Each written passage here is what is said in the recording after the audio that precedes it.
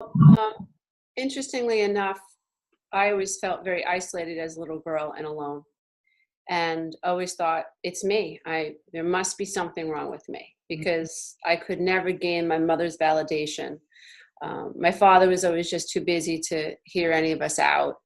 And it was commonplace to be called a liar, and it was commonplace to be called a little bitch and a little brat and a bad little girl. It Yeah. was commonplace to have an adult slap you upside the head just for stepping left. It Mm. was commonplace for it to be insinuated that you were just a pain in the ass for asking questions. Yeah. So my house was very abrasive, but it looked perfect from the outside, which was very confusing. So my inner reality never matched my outer reality, Mm. which caused me to grow up with tremendous self-doubt and anxiety. I had several types of eating disorders through my teenage years. Before that, I was counting, memorizing license plates, pulling hair out of my head, just trying to self-soothe, never really realizing that those behaviors were ways that my mind and my psyche was coming up with to help me soothe tremendous anxiety that I couldn't name and I couldn't manage all on my own. Yeah.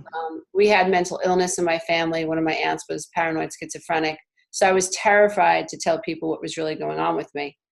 And Mm. so I ended up, fast forward, I was a love addict probably by the time I was 7 years old, so codependent, writing love songs and poetry, wishing a boy would come rescue me. By the time I was 15, I was completely infatuated with the boy and thought I was going to marry him. That blew up. And by the time I was 21, I was engaged. Mm. Um, Walked down the aisle at 23, knew I shouldn't have been doing it, but did it anyway. Mhm. Told myself, I'll just love him so much, it'll work out. Yeah. And threw myself into that relationship. And I ended up with migraine headaches, chronic asthma, rashes they couldn't figure out.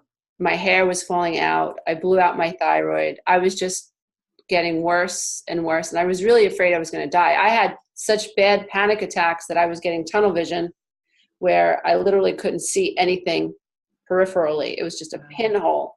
Mhm. Scared the crap out of me. And I was just, my heart got diagnosed with mitral valve prolapse, irregular heartbeat. I mean, I was really, really failing. And one day my allergist said, you better listen to your body because your body is listening to you.